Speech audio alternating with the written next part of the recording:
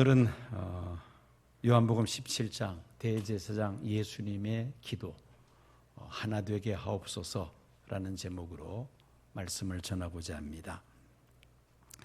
모든 비극은 분열에서 시작이 됩니다. 창세기 3장을 보면은 아담과 하와가 하나님의 말씀을 불순종하고 선악과를 먹음으로 인하여 에덴 동산에서 추방되는 그러한 비극적인 사건이 창세기에 기록되어 있습니다. 하나님의 말씀을 불순종하고 하나님을 멀리함으로 인하여 그만 이 분열, 하나님과 인간 사이에 분열이 생깁니다. 이 분열의 원인 제공자는 누구였습니까? 뱀, 마귀였습니다. 마귀는 아담과 하와가 하나님의 말씀을 불신하고 불순종하고 하나님을 대적하게 함으로 하나님과 인간 사이에 분열이 생기며 결국 에덴 동산에서 추방되고 맙니다.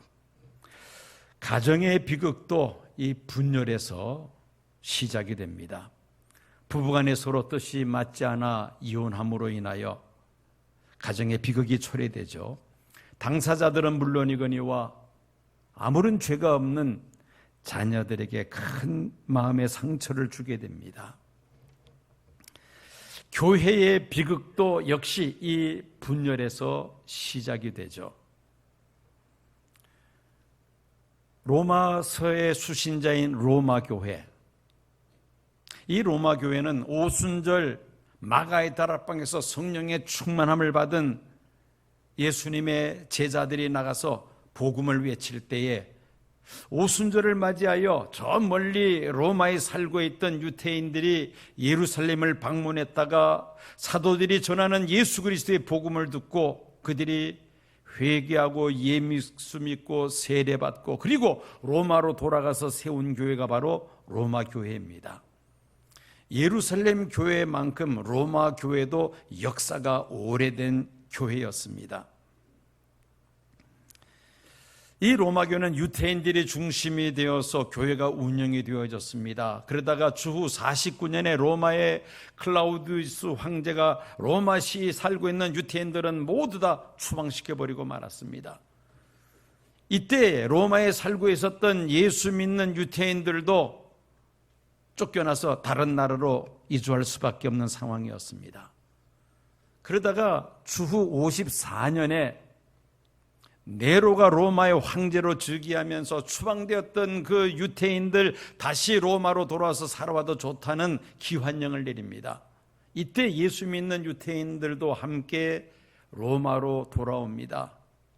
자, 예수 믿는 크리스찬들이, 예수 믿는 이 유대인들이 5년 전만 하더라도 예루살렘 교회의 주도권을 쥐고 있었는데 그들이 추방된 다음에 어쩔 수 없이 예수 믿는 이방인들이 로마 교회의 중심이 되고 말았습니다. 5년 후에 예수 믿는 유대인들이 돌아왔는데 이제 교회 안에 갈등이 시작이 됩니다. 교회의 주도권 문제이죠.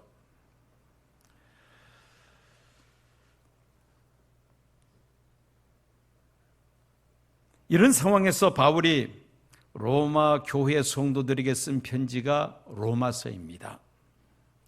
로마서를 쓰게 된 배경은 예수 믿는 유대인과 예수 믿는 이방인들 사이에 로마 교회 안에서 일어나고 있는 이 갈등을 치유하기 위하여 바울은 로마서를 썼습니다.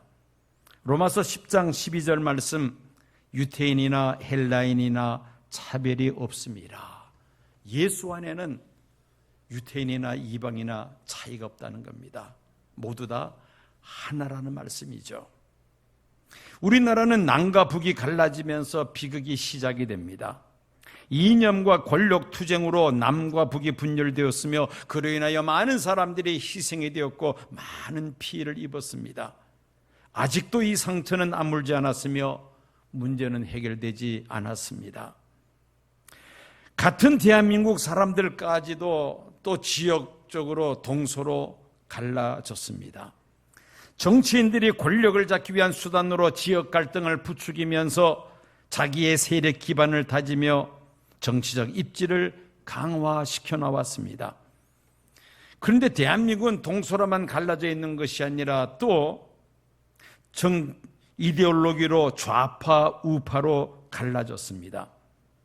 지금 우리 사회의 가장 심각한 갈등의 원인이 바로 이 이데올로기의 극자와 극우의 대립으로 인한 사회적인 갈등입니다. 오늘 본문인 요한복음 17장은 큰 대제사장 예수님의 기도입니다. 이제 예수님께서 곧 십자가를 지셔야 하는 그런 절박한 상황 속에서 예수님은 하나님 앞에 기도하시기를 제자들과 그 제자들을 통해서 장차 일어날 교회 공동체가 하나 되기를 예수님은 간절하게 기도하셨습니다. 20절 말씀입니다. 내가 비옵는 것은 이 사람들만 위함이 아니요 또 그들의 말로 말미암아 나를 믿는 사람들도 위함이니, 제자들과 장차 그 제자들을 통해서 일어날 교회들을 위한 예수님의 기도의 내용이 무엇이었습니까? 21절을 봅니다. 아버지여, 아버지께서 내 안에 내가 아버지 안에 있는 것 같이 그들도 다 하나가 되어 우리 안에 있게 하사 세상으로 아버지께서 나를 보내신 것을 믿게 하옵소서. 하나 되게 하시기를 하나님 앞에 기도드렸던 것입니다. 왜 예수님께서 제자들과 장차 일어날 교회가 하나 되기를 왜 기도하셨습니까? 예수님의 십자가의 죽음 이후에 이제는 제자들에게 무서운 박해가 주어질 터인데, 그 박해 속에서도 제자들이 한마음이 되어서 믿음을 지키며 땅끝까지 복음을 전파하여 하나님 나라를 확장해 나가기 위해서는 우선적으로 그들이 하나가 되어야만 했던 것입니다.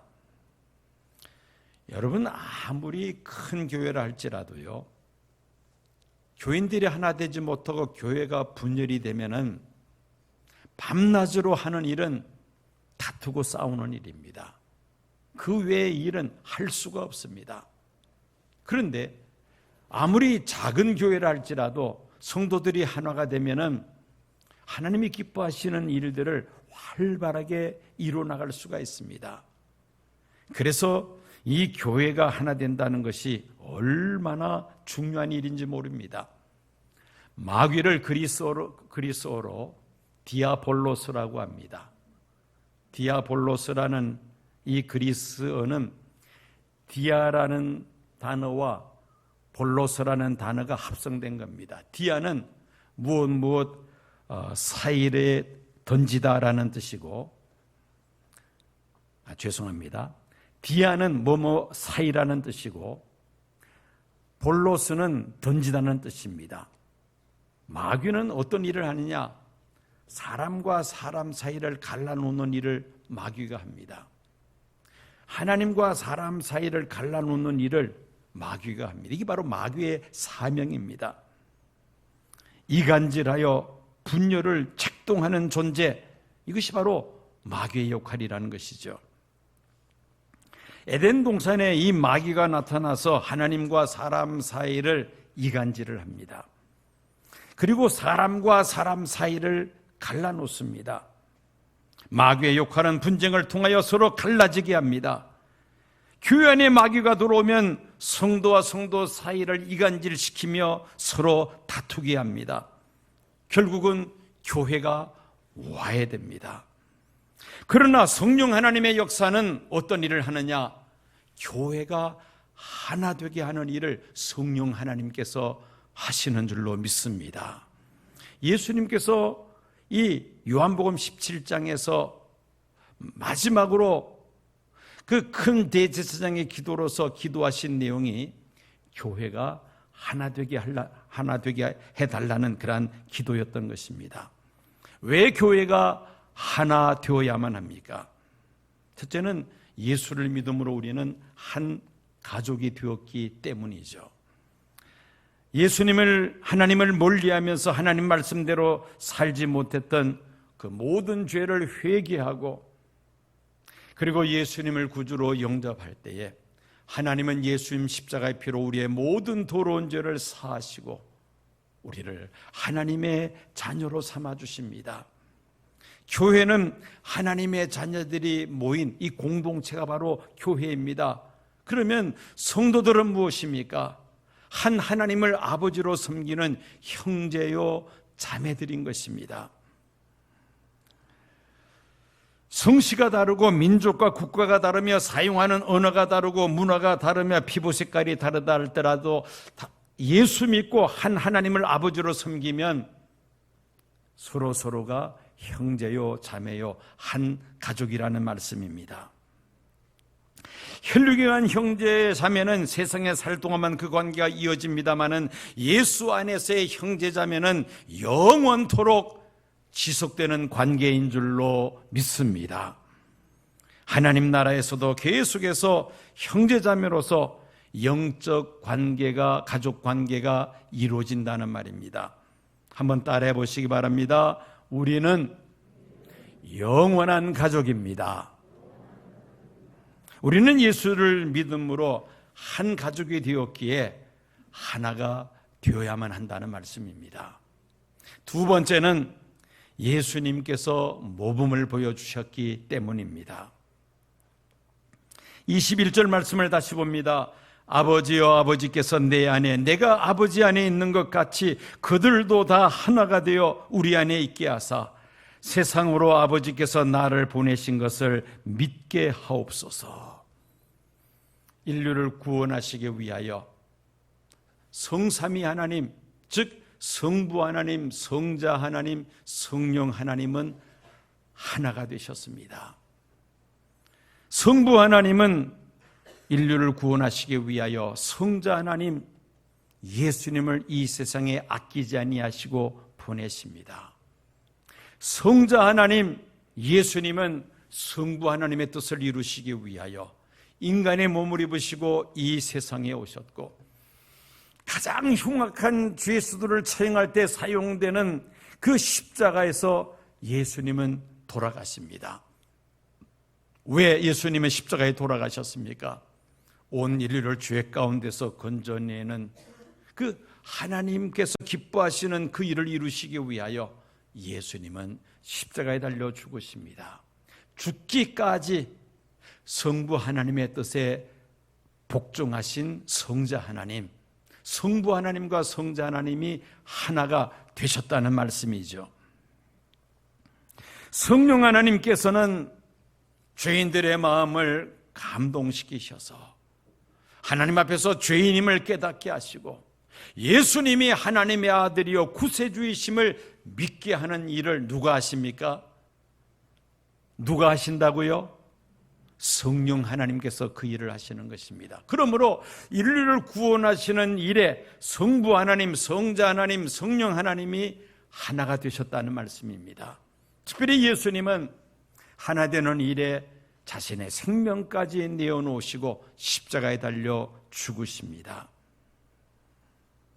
예수님께서 이렇게 본을 보이셨는데 성도들도 예수님이 본을 보여주신 것처럼 하나가 되어야 한다는 말씀입니다.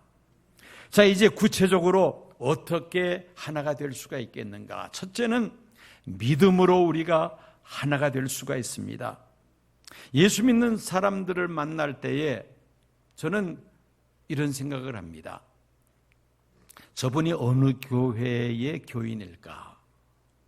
신앙생활 한 지는 얼마나 되었을까? 교회에서는 어떤 직분을 맡고 있을까? 저는 제일 먼저 그런 생각을 합니다. 예수 믿는 성도들을 만날 때에 우리가 반드시 생각해야 될 것이 있습니다. 우리는 함께 예수를 믿고 한 하나님을 아버지로 섬기기에 예수 안에서 한 형제요 한 자매이다. 이 생각을 여러분들이 반드시 가져야만 합니다. 우리가 하나 될 수 있는 유일한 조건, 공통분모는 예수님을 하나님의 아들이요 우리의 구세주로 영접한 것이죠. 믿는 것입니다. 이 믿음으로 우리는 하나님의 자녀가 되었고 이 믿음으로 우리는 한 가족이 되었습니다. 이 믿음으로 우리가 하나 될 수 있다는 것이죠. 믿음을 가지기 전에는 서로 우리가 남남으로 살았습니다마는 예수를 믿음으로 우리는 그리스도 안에서 한 형제자매요 한 가족이 된 것입니다. 믿음으로 하나 될 수 있다는 것이죠. 그리고 우리가 하나 될 수 있는 또 다른 비결은 예수를 믿는 믿음과 함께 서로 간에 믿음, 즉 신뢰를 가져야 합니다. 아무리 입으로 예수를 믿는다고 말을 하고 열심히 교회 나온다 할지라도 말과 행동이 신뢰할 만하지 못한다면 하나 되기가 어렵습니다. 그러므로 우리가 하나 되기 위해서 먼저 예수 믿는 믿음으로 하나 되며, 그리고 그리스도인으로서 우리가 신뢰가 갈 만한 삶을 살아갈 때에 우리는 예수 안에서 하나 될 수 있는 것입니다. 믿음으로 하나 될 수가 있다. 두 번째는 겸손함으로 하나 될 수가 있습니다.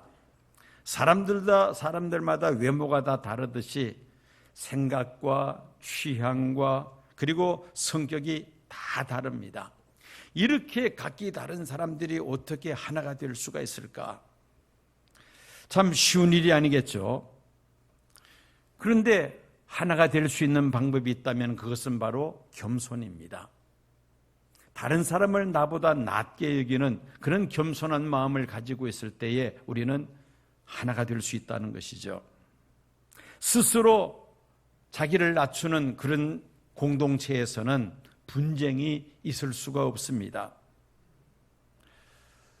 여러분들이 미국이나 이 서구권에 이렇게 방문했을 때에 아마 여러분들이 한 번씩 경험하는 일이 있습니다. 뭐냐면은 출입구 문을 두고 서로 이렇게 만났을 때에 우리는 어떻습니까? 먼저 문에 다가간 사람이 그 문을 열고 저쪽 편으로 나가면은 뒤에 온 사람이 기다렸다가 또 그 문을 통해서 이렇게 나오는 것이 우리의 관습 아닙니까?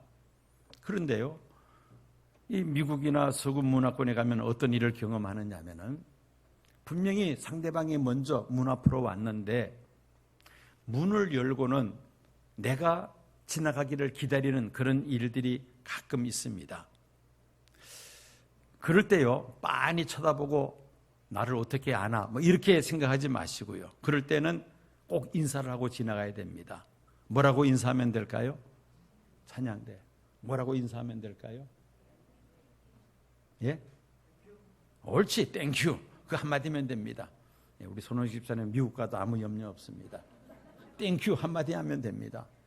그런데 물뚱히 쳐다보고 지나가면은 그 상대방이 괘씸하게 생각하겠죠. 내가 그래도 이렇게 양보해서 지나가라고 했으면은 최소한 땡큐라고 인사 한마디는 하고 지나가야 되는데 그냥 지나가면은 아마 상대방이 이상하게 생각할 것입니다. 먼저 문에 다가간 사람이 문을 열고 상대방이 지나가기를 기다리는, 이것은 배려하는 마음이죠. 상대방을 배려하는 마음. 이런 문화라면은 쉽게 하나 될 수가 있습니다. 서로 상대방을 배려하고 자기를 낮추고 상대방을 높여주면은 분열이 생길 일이 없습니다. 그런데 왜 분열이 생깁니까? 저 사람보다는 내 생각이 옳다. 이게 내 속에 깔려져 있으면은요, 그 다음부터는 갈등이 생기게 됩니다. 그리고 자연스럽게 분열이 될 수밖에 없죠. 온 인류를 구원코자 하시는 성부 하나님의 뜻을 이루시기 위하여 예수님은 자기를 비워 종의 형체를 가지사 사람들과 같이 되었으며 십자가에 죽기까지 성부 하나님의 뜻에 예수님은 복종하셨습니다. 자신을 낮추시고 겸손해지심으로 성자 하나님 예수님은 성부 하나님의 뜻을 온전하게 다 이룰 수 있었습니다.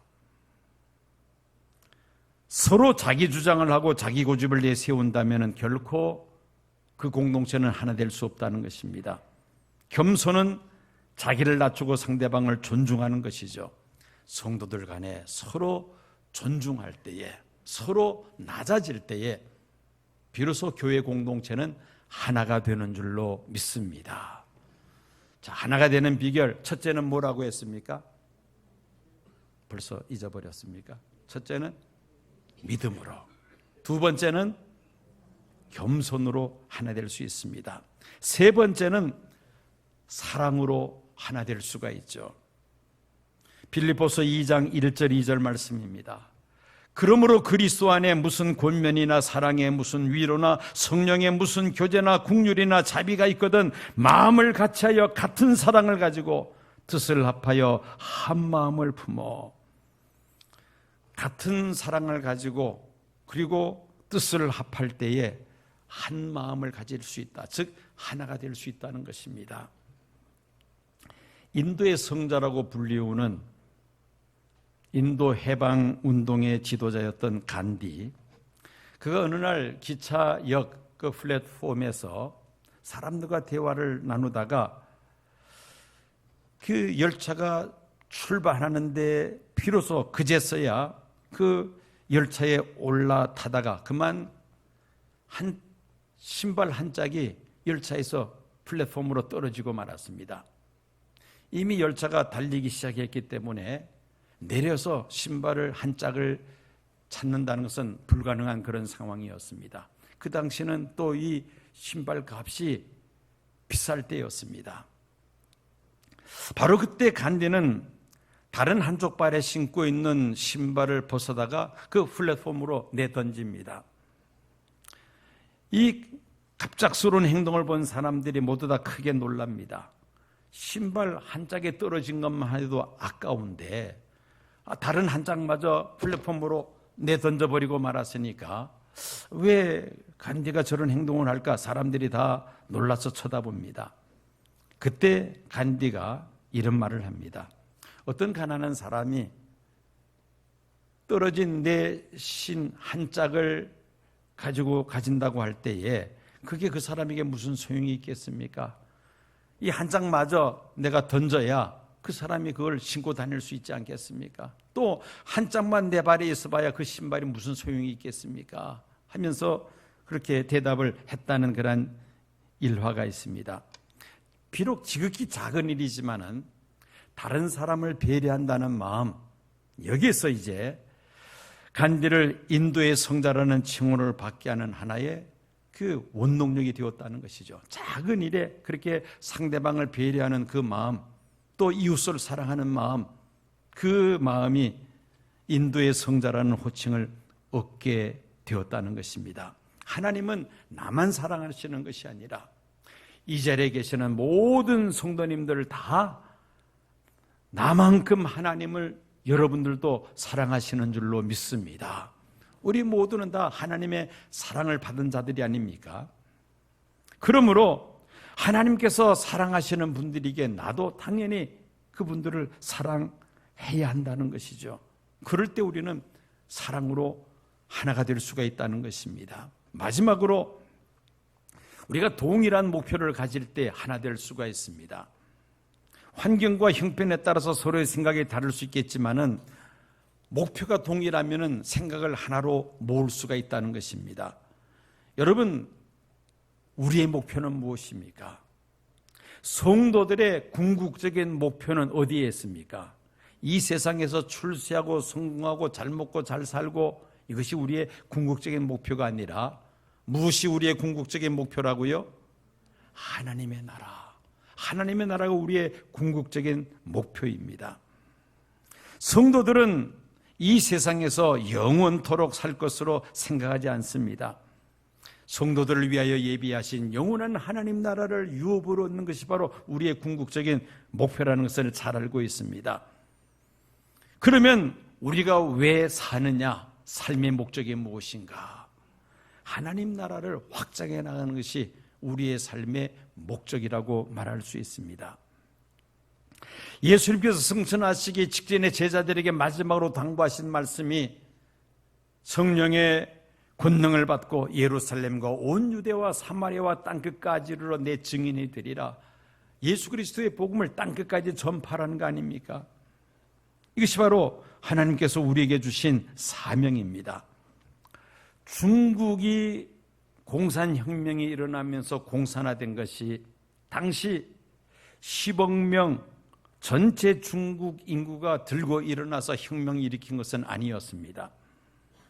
처음에 10명도 안 되는 사람이 공산주의 사상에 심취했던 사람들이 모여서 그들이 공산주의 혁명에 목숨을 겁니다. 소수가 동일한 비전 앞에서 하나가 될 때에 전 중국이 공산화되는 이런 놀라운 일이 벌어졌던 것입니다. 교회는 분명한 목표가 있습니다. 우리 시온교회의 목표는 추구하는 비전이 무엇입니까? 성도들 한 사람 한 사람이 내적으로는 건강한 그리스도인이 되는 것이죠.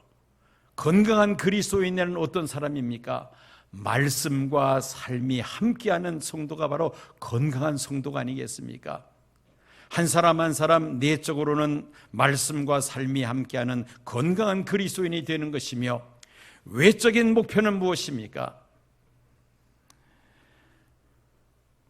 예수님의 제자를 삼으며 하나님 나라를 땅끝까지 확장하는 것이죠. 지역 복음화와 민족 복음화와 세계 복음화가 바로 우리 시온 교회의 사명이요 비전인 것입니다. 성도 한 사람 한 사람이 건강한 성도가 되는 가장 좋은 방법은 셀 목회입니다. 말씀과 삶이 함께하는 건강한 신앙생활을 추구하는 것이죠.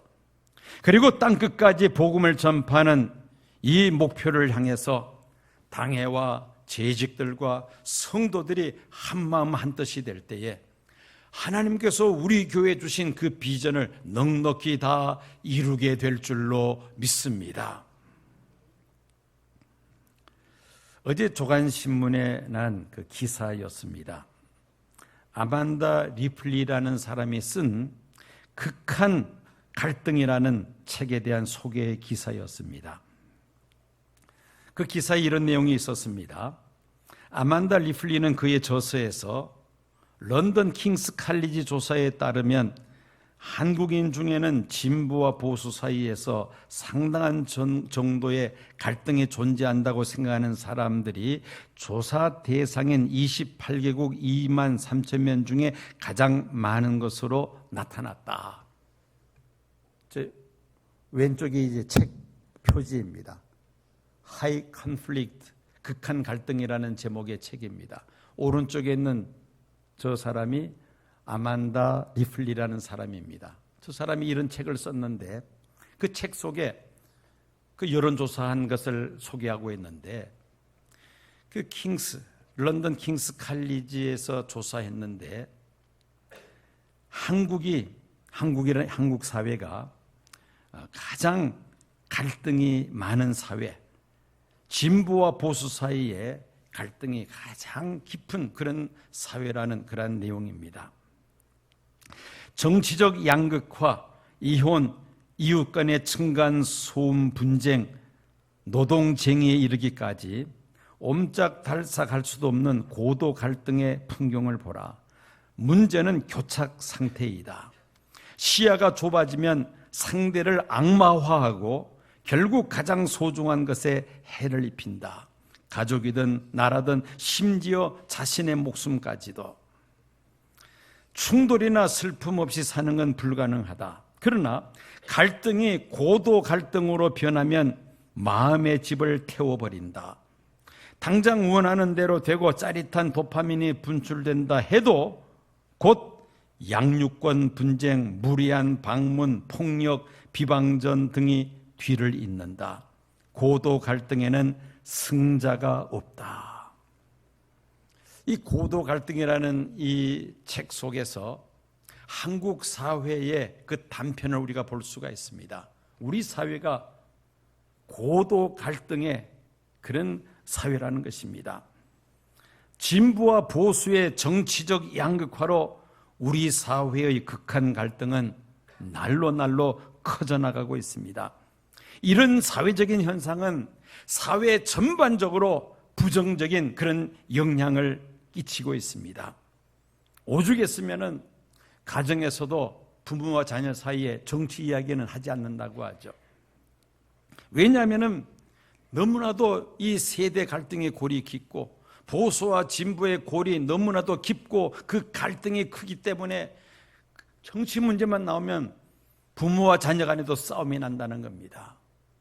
그래서 가정에서 정치 이야기는 하지 말라는 그런 말들을 합니다. 얼마나 우리 사회가 이 정치 문제 때문에 이 갈등이 고도화되었으면 그런 이야기까지 하겠습니까? 그런데 문제는 이런 정치적 양극화의 고도의 갈등은 교회에도 그대로 영향을 미치게 됩니다. 교회 안에서 성도들끼리 이 정치적 논쟁을 시작하면 끝이 없습니다. 논쟁을 해서 상대방을 설득하고자 하는데 절대 설득되지 않습니다. 왜? 이 갈등이 얕은 갈등이 아니라 고도의 갈등이기 때문에 저자는 이 책 속에서 논쟁을 통해서 상대방을 설득하는 것은 불가능하다. 이 고도의 갈등 구조 속에서는 그렇게 된다는 겁니다.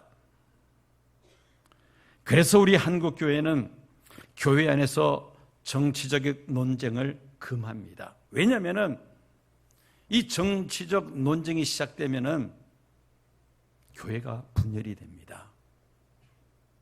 쪼개진다는 말이죠. 논쟁을 통해서 일시적인 자기 만족에 주어진다 하더라도 그건 잠시 잠깐입니다. 가장 소중한 이 교회 공동체가 분열되는 그런 큰 손실을 입게 됩니다. 우리 성도님들에게 부탁을 드립니다. 교회 안에서는 정치 문제 가지고 진보와 보수 문제 가지고 일체 논쟁을 하지 마시기 바랍니다. 만약에 공식적인 기관에서 이런 논쟁을 벌인다면 당회에서 이 문제를 다룰 겁니다. 이런 문제를 다루지 아니하면 나중에 교회가 이 고도의 갈등의 사회 구조 속에서 교회도 함께 그 늪에 빠져버리고 맙니다. 거기서 벗어나지를 못한다는 것이죠. 오늘날 엄청난 세속화의 파도가 교회를 덮치고 있습니다. 우리 한국 사회에서는 이 극한 갈등, 정치의 극한 갈등, 보수와 진보의 이 갈등이 우리 한국 교회를 덮치고 있습니다. 그뿐만이 아니죠. 기복신앙과 물량주의와 이기주의와 교권 쟁탈로 교회 공동체의 거룩함을 잃어버리고 서로 갈등하면서 와해됩니다. 2000년 전 예수님 십자가 달리시기 전에 제자들을 위해서 또 장차 탄생될 교회를 위해서 드린 예수님의 기도는 오늘 한국 교회를 위한 기도인 줄로 믿습니다. 하나 되게 하옵소서. 성부 하나님과 성자 하나님과 교회 공동체가 하나 될 때 누리게 되는 축복이 있습니다. 그것이 바로 24절 말씀입니다. 아버지여 내게 주신 자도 나 있는 곳에 나와 함께 있어 아버지께서 창세전부터 나를 사랑하심으로 내게 주신 나의 영광을 그들로 보게 하시기를 원하옵나이다. 예수님께서 계신 곳은 하늘보좌 우편 하나님 곁입니다. 예수님의 이 기도는 성도들이 예수님께서 계신 곳에 함께 있어서 예수님의 영광을 보며 또 예수님께서 누리시는 영광을 함께 영원히 누리게 해달라는 기도입니다. 교회 공동체가 하나가 될 때에 그리고 성부 하나님, 성자 하나님과 교회 공동체가 하나가 될 때에 우리는 장차 예수님 앞에 서게 될 것이며 예수님께서 누리시는 그 하늘의 영광을 볼 뿐 아니라 예수님과 함께 영원토록 그 영광을 우리들도 누리게 될 줄로 믿습니다. 하나님께서 공동체가 하나 될 때 누리게 하실 이 귀한 축복을 소망 중에 바라보면서 지금 이 세속화의 풍랑이 교회를 지금 덮치고 있습니다. 이런 상황 속에서 우리가 정신을 바짝 차리고 교회가 사회 영향을 받아 정치적인 논쟁으로 교회가 쪼개지는 일이 없도록 우리가 스스로 삼가하고 조심해야 될 것입니다. 만약에 교인 성도들이 모인 자리에서 정치적인 논쟁이 벌어질 때 여러분들은 말할 수 있어야 됩니다. 논쟁을 그칩시다. 우리는 예수 안에서 하나입니다. 논쟁을 삼가하고 예수 안에서 하나가 되어 하나님이 기뻐하시는 일을 위하여 우리가 매진합시다.